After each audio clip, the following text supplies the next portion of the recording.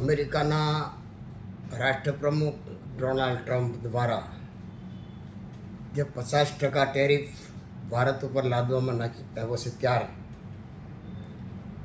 મોદીજી આપણા વડાપ્રધાન એમણે જોરશોરથી વિરોધ કર્યો છે.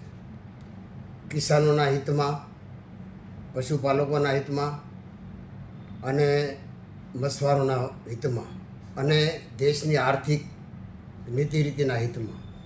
ત્યારે આજે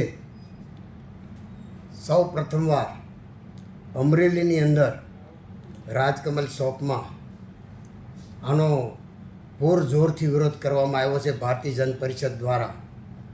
અને ભારતની જનતાને પણ અમરેલીના માધ્યમથી એક એમને જગાડવા માટેની અપીલ પણ કરવામાં આવી છે કે ભારતની 140 કરોડની જનતા અમેરિકાના કોઈ પણ પ્રકારના ટેરિફના દબાણમાં આવ્યા વગર એમનો વિરોધ કરે છે.